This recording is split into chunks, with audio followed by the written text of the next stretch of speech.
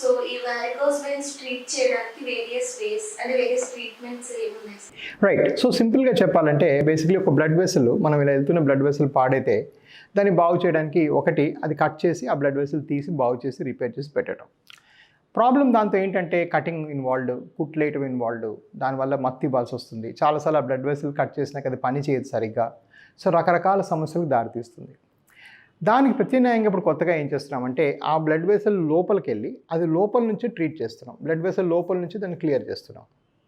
Okay, నా ఈ లోపల చేసేదాన్ని ఎండో అంటాము. ఎండో అంటే లోపల, వీనస్ అంటే వెయిన్స్ లోపల, laser ablation or radio frequency ablation. So ఇప్పుడు చేసే అత్యాధునిక ప్రొసీజర్ ఏంటంటే ఎండోవీనస్ లేజర్ అబ్లేషన్.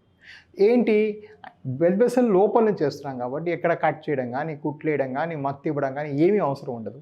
చేసుకున్న వెంటనే పేషెంట్ పనులన్నీ యథావిధిగా చేసుకోవచ్చు. ఎక్కడ కట్ చేయడం, కుట్లేయడం లేకుండా ఉంటుంది. ద ఓల్డర్ టెక్నాలజీ, మనం ఓపెన్ చేసి మాట్లాడే టెక్నాలజీ ఏంటంటే కట్ చేసి తీసేవాళ్ళం కాబట్టి దాన్ని స్ట్రిప్పింగ్ అండ్ లైగేషన్ అనేవాళ్ళు. దానివల్ల చాలా హామ్ వాటిల్లుతుంది, చాలా రికవరీ పీరియడ్ లాంగ్ ఉంటుంది, చాలాసార్లు ఫెయిల్ అయిపోతుంది, ఓన్లీ 60% సక్సెస్ ఉంటుంది.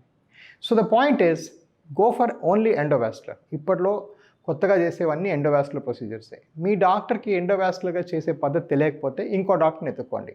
The world has move to endovascular first.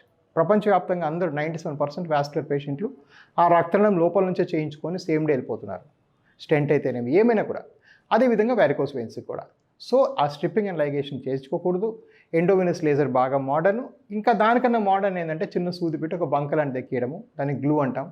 దానివల్ల ఇంకా ఫాస్ట్గా తగ్గుతాయి. ఈ ఎండోవినస్గా ఏదైనా చేయించుకోండి. దయచేసి స్ట్రిప్పింగ్, కటింగ్ ఆపరేషన్ చేయించుకోకండి.